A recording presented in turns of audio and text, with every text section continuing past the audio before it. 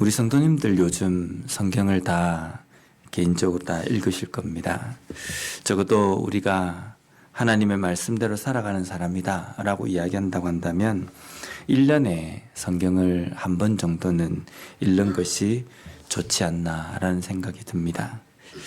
그런데 우리가 성경을 읽을 때에 단순하게 글자를 읽고 눈으로 책을 읽듯이 읽는다라는 것만을 이야기하는 것은 아닙니다. 우리가 성경을 읽어야 됩니다 라는 것은 우리가 소설책을 읽듯이 아니면 이야기책을 읽듯이 읽으라는 뜻이 아니라 하나님의 말씀을 읽고 묵상하고 또 그 말씀 가운데 있는 그 뜻대로 그대로 행해서 살아가는 삶을 살아야 합니다 라는 것을 이야기하는 겁니다. 그러면 우리가 하나님의 말씀을 읽어야 합니다. 하나님의 말씀대로 살아야 합니다 라는 그 말뜻에 보면 예수님께서 비유하신 그 비유의 내용처럼 두 가지의 인생으로 나누어집니다. 하나는 말씀을 듣고 그 말씀대로 행하는 반석 위에 집을 지은 사람과 하나님의 말씀을 듣고 그 뜻대로 행하지 않는 모래 위에 집을 짓는 사람, 이 두 부류의 사람으로 나누어진다는 겁니다. 하나님의 말씀을 어떻게 내가 대하느냐, 이것은 중요합니다. 내가 듣는다, 읽는다 이것만으로 중요한 것이 아니라 읽고 듣고 그 다음에 내가 어떻게 하느냐라는 겁니다. 오늘 본문 말씀에도 보면 말씀을 멸시하는 자와 또 하나님의 말씀을 두려워하는 자에 대해서 대조를 하고 있습니다. 여기 보면 계명을 두려워하다라고 하는 이 두렵다라는 이 단어는 히브리어로 위레라는 단어인데 이것은 단순하게 공포스럽게 생각하다라는 의미가 아니라 무서워하다라는 뜻과 함께 존경하다라는 뜻도 있습니다. 우리가 하나님을 경외합니다라고 이야기할 때 이 경외하다라는 것은 존경하고 두려워한다라는 뜻입니다. 하나님의 말씀을 공포스럽게 생각한다라는 이 뜻이 아니라 하나님의 말씀을 두려워하고 또 그 말씀을 존경하고 높이는 소중하게 생각하는 그러한 마음을 가지고 살아가는 삶이 계명을 두려워하는 삶이라는 겁니다.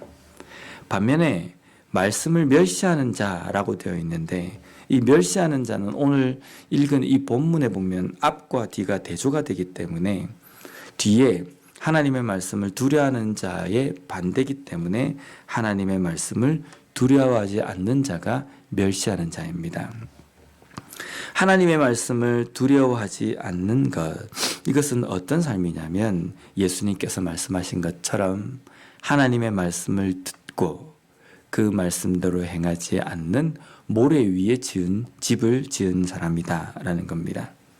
하나님의 말씀을 두려워하지 않는다는 것은 하나님의 말씀을 듣지 않는 것도 있지만 하나님의 말씀을 듣고 행하지 않는 삶을 살아가는 삶, 그 삶이 곧 하나님의 말씀을 두려워하지 않는 자, 하나님의 말씀을 멸시하는 자라는 겁니다.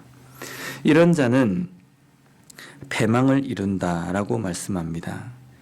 여기 패망을 이룬다라고 되어 있지만 이 원문에 보면 패망이 누구로부터 그에게 오게 된다라는 이 표현으로 사용되어졌습니다.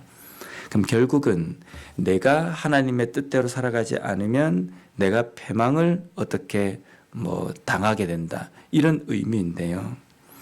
이 세상에서 하나님께서 우리에게 말씀을 주신 이유는 하나님의 뜻대로 하나님의 말씀대로 제대로 살아가게 하기 위해서 하나님의 뜻대로 살아가는 길이 어떤 길인지 우리에게 알려주시기 위해서 말씀을 주셨습니다. 그런데 그 말씀을 우습게 여기고 멸시하고 하나님의 그 뜻대로 살아가지 않는 삶은 잘못된 길로 걸어갈 수밖에 없다는 겁니다. 그 잘못된 길로 걸어가는 인생은 곧 패망의 길이다라는 겁니다. 하나님의 말씀을 듣고 그 말씀대로 제대로 살아가야 되는데 하나님의 말씀대로 살아가지 않는 삶을 살아갈 때에는 패망의 길, 패망밖에 그 인생 가운데 남아있지 않는다는 겁니다. 오늘날 하나님의 말씀대로 살아가지 않는 것에는 여러 가지가 있습니다. 하나님의 말씀을 듣고도 이쪽 귀로 듣고 이쪽 귀로 그냥 흘러버리는 것. 눈으로만 보는 그러한 삶도 있지만은 하나님의 말씀을 듣고 난 다음에 그 말씀 중에서 내가 원하는 것만 취사 선택을 하는 겁니다.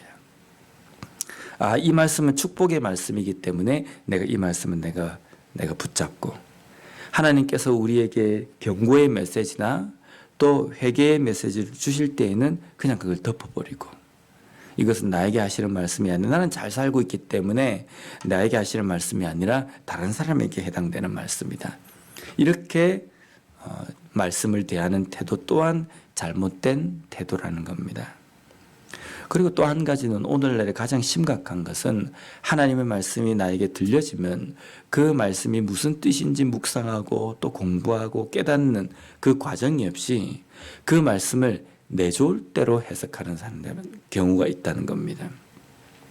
내 좋을 대로, 내 편한 대로, 내가 생각되어지는 대로, 또 때로는 잘못 해석하는 대로 그대로 믿고 따르는 경우, 그러한 경우가 하나님의 말씀을 업신여기고 하나님의 말씀을 두려워하지 않는 그러한 삶이라는 겁니다. 그런데 하나님의 말씀을 듣고 두려워하는 자는 듣고 그냥 지나치는 것이 아니라 그 말씀대로 행하는 삶. 어떻게 하면 내가 이 말씀대로 살아갈 것인가 고민하고 가슴을 치는 삶, 그런 삶입니다. 그런 삶에는 하나님께서 상을 주신다라고 이렇게 말씀합니다. 여기에 상을 얻다라는 문장은 히브리어로 에슐람이라는 단어인데 갚다, 보상하다, 번성케 하다라는 의미를 가집니다. 우리가 하나님께 받는 상 이러면 이 세상에서도 평안하고 또 이 세상에서도 형통하고 때로는 물질적인 어떤 축복을 받고 이런 것들을 우리가 이야기를 합니다. 근데 분명히 우리가 이 땅의 삶을 살아가면서 우리가 이 땅 가운데서 형통하고 또 물질적인 축복을 분명히 받습니다. 그런데 우리가 생각하는 그러한 차원이 아니라는 겁니다. 인간적인 생각으로 봤을 때에는 물질이 많으면 물질적인 축복이라고 생각합니다. 내 삶에서 아무런 어려움이 없으면 형통한 복이라고 생각합니다. 그런데 그건 세상이 기준하고 세상이 이야기하는 그러한 기준입니다. 그런데 세상에서 물질이 많다고 해서 그게 다 복입니까? 사람은 만족함이 없어요. 그래서 이 정도의 물질이 있으면 내가 만족하며 살 수 있을 것 같다. 근데 이만큼 도달해 있으면 더 가지고 싶습니다. 더 뭐 할 게 없나 이런 생각을 가신다는 겁니다. 그런데 하나님께서 주시는 이 물질적인 복 그리고 형통한 복은 어떤 것이냐면 조그만 물질이 있더라도 그 물질 가운데에서 만족함을 깨닫고 알고 또 찬송하며 그것으로 인해서 기뻐하며 살아갈 수 있는 놀라운 기적과 같은 마음이 우리 가운데 생긴다는 겁니다. 세상 사람들이 볼 때에는 아이고 저 어쩌나 왜 항상 저렇나 이렇게 혀를 끌끌 차면서 걱정할 일임에도 불구하고 하나님께서 주시는 복 가운데 임하면요 그러한 것들이 있다 할지라도 그 가운데서 기뻐하고 즐거워할 수 있는 힘과 능력이 있다는 겁니다. 그래서 어떠한 것이 우리 가운데 있다 할지라도 걱정하지 않고 만족하면서 찬송하며 걸어갈 수 있는 삶, 그것이 바로 하나님께서 우리에게 주시는 상이라는 겁니다. 이것이 상 아니겠습니까? 나에게 100불이 주어진다 할지라도 그것으로 감사하고 기뻐하고 100불에서 이제는 10불이 줄어든다 할지라도 또 그 가운데서 만족하고 감사할 수 있는 능력이 생기는 것이 기적과 같은 삶이라는 겁니다. 매일매일 삶 속에서 하나님께서 주시는 그 말씀대로 고민하며 또 그 말씀대로 살아가기 위하여서 가슴을 치며 그 말씀을 두려워하는 삶을 살아갈 때에는 이러한 상을 하나님께서 주신다는 겁니다. 오늘도 이러한 삶을 살아가는 말씀과 함께 살아가는 우리 모두가 되었으면 좋겠습니다. 기도하겠습니다.